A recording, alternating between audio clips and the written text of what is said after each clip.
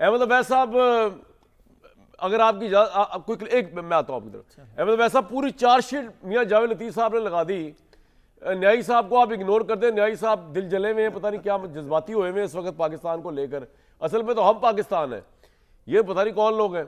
तो मियां जावेद लतीफ़ साहब ने जस्टिफाई कर दिया कि हालात इतने खराब कर दिया आपके वज़ीर आला ने कि गवर्नर आज लगे ही लगे।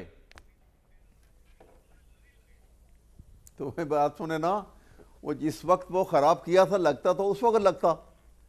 अब जब इस वज़ीर आला ने तो जगह बुला के सबको इकट्ठा कर दिया था ये भी सही वो है। वक्त तो छोड़ दिया, तो स्टेज इन टाइम होती है तो वो तो वक्त इन्होंने छोड़ दिया ना। अवैस साहब, मैं कहता हूँ ये जीनियस का जो लफ्ज यूज करें न्यायी साहब, आप एक जीनियस आदमी है, लेकिन आप पीटीआई को समझा नहीं सके। यकीन करें, मैं तो एक तबाही देख रहा हूँ पॉलिटिकल फोर्स की, जिस रविश पे वो चली है। आप जैसे ज़हीन फतीन लोग अगर एडवाइजर होते ना इमरान खान के डायरेक्ट, क्या करें। हाँ जी, तो ये हालात ना होते। बात यह है कि अब लीडरशिप वो जो आपको पता ना कि ये कहते हैं कि देयर इज़ नो शॉर्टकट जी। तो शॉर्टकट तो कहीं किसी फील्ड में भी आपको नज़र नहीं आता कि ये प्रैक्टिकल एक्सपीरियंस होते हैं। अब एक्सपीरियंस लोग जब इतने बड़े मनसब के ऊपर आके बैठ जाएंगे, उनको पता नहीं कि करना क्या, किस वक्त करना है। I agree with you. Opposition का रोल क्या होता है? ऑपोजिशन का रोल जो होता है ना, जहां पे वो डिफाइंस करते हैं, वहां पे उनकी पावर ऑफ मैनोवरेबिलिटी सबसे ज्यादा होनी चाहिए। फौरन हालात के मुताबिक मैनोवरेबिलिटी की पावर आपको लगता है गवर्नर आज लग जाएगा? लेकिन जब थ्रेट है सिर्फ ये अवैस साहब, लेकिन और उस थ्रेट से सोहेल अफरीदी टोन डाउन हो जाएंगे तो मेरा नहीं ख्याल कि इस वक्त मुनासिब नहीं है वैसे। अच्छा, उसकी वजह यह है कि वो वैसे ही सूबे में आग लगी हुई है, ये सारी जिम्मेदारी इन पे आ पड़ेगी ना। अभी तो उन्हीं के ऊपर ही है ना, वो रो रहे हैं, पीट रहे हैं, मार खा रहे हैं, जो भी कर रहे हैं, जिम्मेदारी तो उन्हीं के ऊपर है ना, तो वो कर रहे हैं।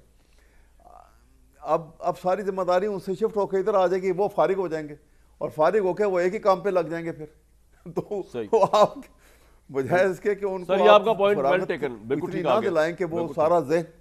सर आपका पॉइंट आ गया। अच्छा, दूसरी वैसे अगर आप मुझे इजाज़त दें तो, अगर आप मुझे इजाज़त दें तो मैं आपको अभी आपने जो शुरू में बात की थी वो सेक्शन 8 की नोटिफिकेशन का प्रोवाइजो पढ़ दूं तो सारी बात क्लियर हो जाती है। मैं अभी आता हूँ आपको दोबारा इसके ऊपर आता हूँ इसमें आप बहुत आता हूँ आप अभी करते हैं इस पे। मैं जरा और बड़े अहम मसले इस मुल्क के अवैस साहब, उनको जरा डील कर लूँ। जी जी, बिल्कुल बिल्कुल, सारे हम ठीक है। Thank you sir for your understanding and consideration. अच्छा मियां जावेद लतीफ साहब, ये ताकत का घुमंड है आपको, न्यायी साहब बोल गए और आप इसलिए केपी को आप गर्क करना चाह रहे हैं और इस वक्त एक बम है जिसको आप अपने पांव से फोड़ना चाह रहे हैं। देखें, जो अवैस साहब भी कह रहे हैं मजबूरों पे तोहमत मुख्तारी की मजबूरों पे तोहमत मुख्तारी की। अब मेरे प्यारे भाई जावेद लतीफ, एक ही तो मेरा मोहब्बतनामा रह गया नून लीग में, उसको आप भाई ये बड़ी हिम्मत करके शहबाज शरीफ की गवर्नमेंट को रिप्रेजेंट करने इधर बैठे हुए। तो न्यायी साहब आपको क्या मसला है? आप तो रिप्रेजेंट नहीं कर रहे ना। अब हमें कोई तो चाहिए पंचिंग बैग। शुरू हो जाइए साहब। मैं बड़ा क्लियर कर दूं कि मैं किसी की तर्जुमानी नहीं कर रहा, ना किसी की वकालत कर रहा। नवाज शरीफ साहब की भी नहीं, मैं तो जमात का बंदा हूँ, मैं हुकूमत का नहीं हूँ। मैं जमात की कर रहे हैं, जमात की पॉलिसी एक चीज़, मैं एक जन बात कर रहा हूँ और बतौर एक स्टूडेंट के, सियासी तालिब इल्म के, मैं बिल्कुल क्लियर कर रहा हूँ, अपनी तरफ से नहीं कह रहा, जो हालात हैं वो कह रहा हूँ।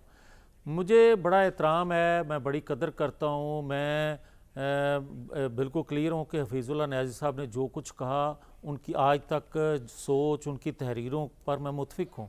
मैं आज भी ये कहता हूँ, मैं सीखता हूँ इनसे, मैं हौसला पकड़ता हूँ इनसे। मैं बिल्कुल एक शागिर्द तो मिल गए आपको, लेकिन मेरी इसमें गुजारिश है कि बाज़ औक़ात कुछ और तनाज़र में न्याज़ी साहब देख रहे हैं, मेरे में इतनी सलाहियत नहीं है, मगर मैं जो सोच रहा हूँ मैं वो कह रहा हूँ। बताएं जी, बताएं। मैं ये कह रहा हूँ कि मत, खुल के बताएं। जो ये कहा जा रहा है कि बलूचिस्तान दूसरा केपी के बन जाएगा, या भाई आज बना हुआ नहीं है।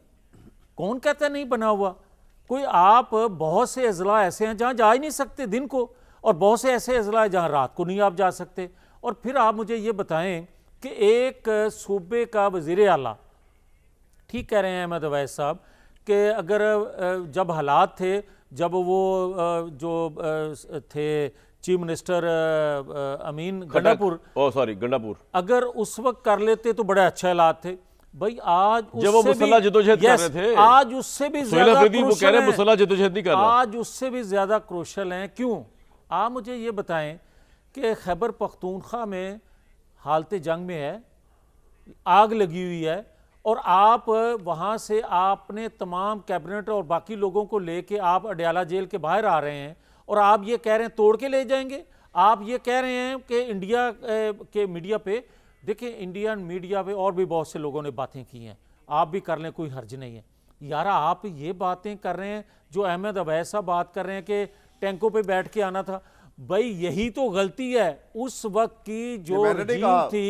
ये मैंने नहीं कहा, सॉरी न्याज़ साहब ने फरमाया। मैं ये कहता हूं कि उस वक्त जब इंडियन टैंकों पे बैठ के बात की थी, मुझे याद है गवर्नर जो थे गुलाम मुस्तफा खर ने, और जब वो वापस आए तो उस वक्त कोई एक्शन होता तो आज जो छोटे बड़े मसल्ला ग्रोह आए रोज इस्लामाबाद पे चढ़ाई करते हैं मसल्ला होके, इनको ये जुर्रत ना होती। मगर आज आप इनको छोड़ के आप विंडो वो खोल रहे हैं कि पाकिस्तान के अंदर मसल्ला जत्थे गवर्नर राज से मसला हल हो जाएगा।